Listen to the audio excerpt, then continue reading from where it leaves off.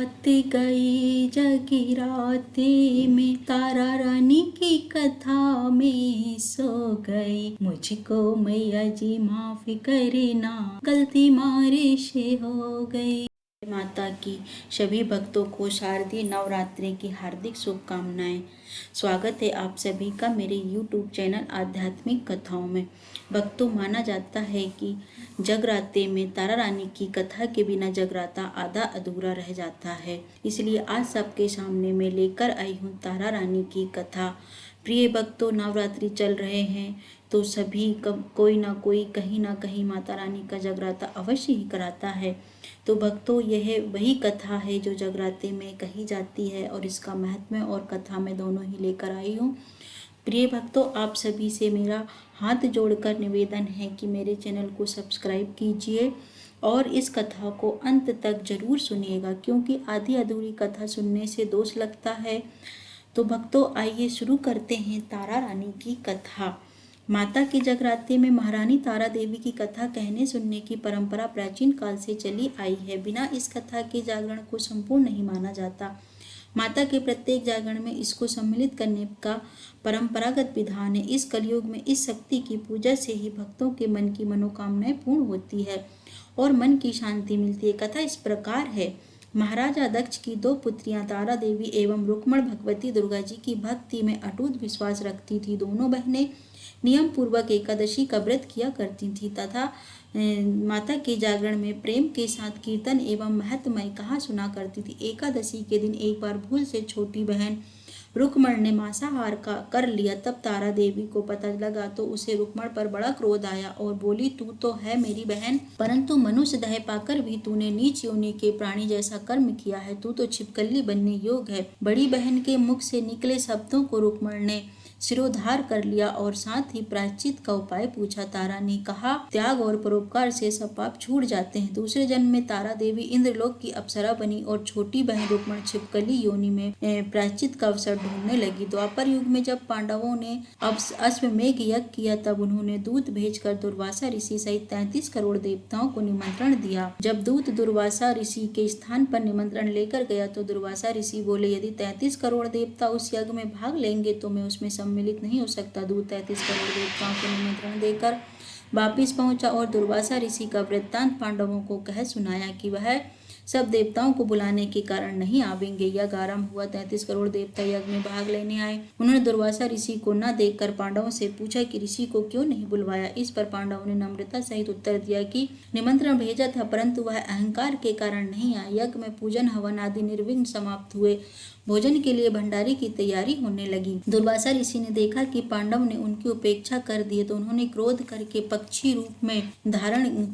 रूप धारण किया। चोंच में सर्प लेकर भंडारे में फेंक दिया। इसका किसी को कुछ भी पता नहीं चला। वह सर्प खीर की कढ़ाई में गिरकर छिप गया। एक छिपकली जो पिछले जन्म में तारा देवी की छोटी बहन थी तथा बहन के शब्दों को सिरोधार कर इस जन्म में छिपकली बनी, सर्प का भंडारे में गिरना देख रही थी। उसे त्याग व परोपकार की शिक्षा अब तक याद थी। वह छिपकली घर की दीवार पर चिपकी समय की प्रतीक्षा करती रही। कई लोगों के प्राण बचाने हेतु उसने अपने प्राण न्यौछावर कर देने का मन ही मन निश्चय किया। जब खीर भंडारे में दी जाने वाली थी तो सबकी आंखों के सामने वह छिपकली दीवार से कूद कर उस कढ़ाई में जा गिरी। इस प्रकार लोग छिपकली को बुरा भला कहते हुए खीर की कढ़ाई को खाली करने लगे तो उन्होंने उसमें मरे हुए सर्प को देखा। अब सबको मालूम हुआ कि छिपकली ने अपने प्राण देकर सबके प्राणों की रक्षा की है। इस प्रकार उपस्थित सभी सज्जनों और देवताओं ने छिपकली के लिए प्रार्थना की कि उसे योनि में उत्तम मनुष्य योनि प्राप्त हो तथा अंत में मोक्ष को प्राप्त करे। तीसरे जन्म में छिपकली राजा स्पर्श के घर कन्या बनी। दूसरी बहन तारा देवी ने फिर मनुष्य जन्म लेकर तारामती नाम से अयोध्या के प्रतापी राजा हरिश्चंद्र के साथ विवाह किया। राजा स्पर्श ने ज्योतिषियों से कन्या की कुंडली बनवाई। ज्योतिषियों ने राजा को बताया कि कन्या राजा के लिए हानिकारक सिद्ध होगी, शकुन ठीक नहीं है, अतः आप इसे मरवा दीजिए।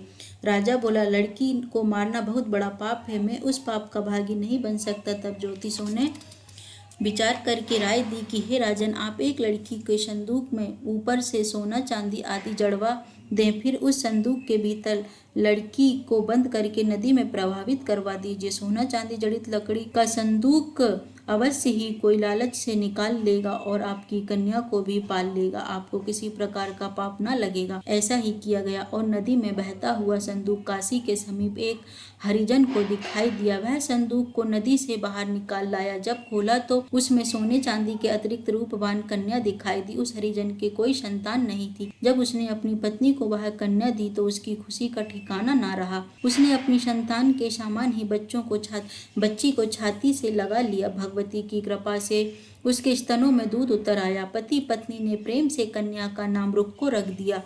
जब वह कन्या विवाह योग्य हुई तो हरिजन ने उसका विवाह अयोध्या के सजातीय युवक के साथ बड़ी धूमधाम के साथ किया। इस प्रकार पहले जन्म की रुक्मण, दूसरे जन्म की छिपकली तथा तीसरे जन्म में रुक्को बन गई। रुक्को की सास महाराज हरिश्चंद्र के घर सफाई आदि करने जाया करती थी। एक दिन वह बीमार पड़ गई। निदान रुक्को महाराज हरिश्चंद्र के घर काम करने के लिए पहुंच गई। महाराज की पत्नी तारावती ने रुक्को से कहा, हे बहन, तुम यहाँ मेरे निकट आकर बैठो। महारानी की बात सुनकर रुक्को बोली, रानी जी, मैं नीच जाति की भीलिनी हूँ, भला मैं आपके साथ कैसे बैठ सकती हूँ। तब तारामती ने कहा, बहन, पूर्व जन्म में तुम मेरी सगी बहन थी। एकादशी का व्रत खंडित करने के कारण तुम्हें छिपकली की योनि में जाना पड़ा। जो होना था सो हो चुका। अब तुम अपने इस जन्म को सुधारने का उपाय करो तथा भगवती वैष्णो माता की सेवा करके अपना जन्म सफल बनाओ। यह सुनकर रुक्को को बड़ी प्रसन्नता हुई और उसने उसका उपाय पूछा। रानी ने बताया कि वैष्णो माता सब मनोरथों को पूरा करने वाली हैं। जो लोग श्रद्धा पूर्वक माता का पूजन व जागरण करते हैं उनकी सब मनोकामनाएं पूर्ण होती है। रुक्को खुश होकर माता की मनोती करते हुए बोली, हे माता, यदि आपकी कृपा से मुझे एक पुत्र प्राप्त हो जाए तो मैं भी आपका पूजन व जागरण करवाऊंगी। प्रार्थना को माता ने स्वीकार कर लिया। फलस्वरूप 10वें महीने उसके गर्भ से एक अत्यंत सुंदर बालक ने जन्म लिया। परंतु दुर्भाग्यवश रुक्को को माता का पूजन व जागरण कराने का ध्यान ही ना रहा। परिणाम वह हुआ कि जब वह बालक 5 वर्ष का हुआ तो उसे एक दिन बुखार आ गया और तीसरे दिन उसे चेचक माता निकल आई। रुक्को दुखी होकर अपने पूर्व जन्म की बहन तारामती के पास गई और बच्चे की बीमारी की सूचना वृत्तांत कह सुनाया। तब तारामती ने कहा, तू जरा ध्यान करके देख कि तुझसे माता के पूजन में कोई भूल तो नहीं हुई। इस पर रुक्को को 6 वर्ष पहले की बात का ध्यान आ गया और उसने अपना अपराध स्वीकार किया और कहा कि बच्चे को आराम आने पर अवश्य जागरण करवाऊंगी। भगवती की कृपा से बच्चा दूसरे दिन ही ठीक हो गया। तब रुक्को ने देवी के मंदिर में जाकर पंडित जी से कहा कि मुझे अपने घर में माता का जागरण कराना है, सो आप मंगलवार को मेरे घर पधार कर कृतार्थ करें। पंडित जी बोले, अरे रुक्को, तू यहीं 5 रुपए दे जा, हम तेरे नाम से यही मंदिर में जागरण करवा देंगे।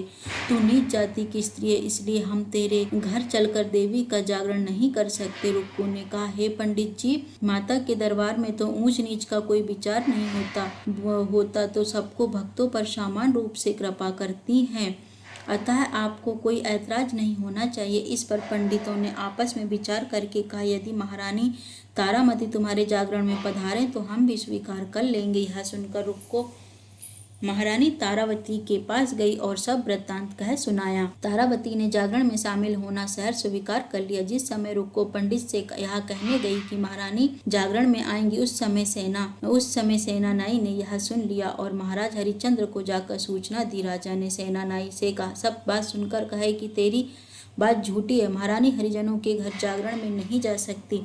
फिर भी परीक्षा लेने के लिए राजा ने रात को अपनी उंगली पर थोड़ा चीरा लगा लिया जिससे नींद न आए। रानी तारामती ने जब यह देखा कि जागरण का समय हो रहा है परंतु महाराज को नींद नहीं आ रही है तो उसने माता वैष्णो से मन ही मन प्रार्थना की कि हे माता, आप किसी उपाय से राजा को तुरंत सुला दें ताकि मैं आपके जागरण में सम्मिलित हो सकूं। राजा को नींद आ गई।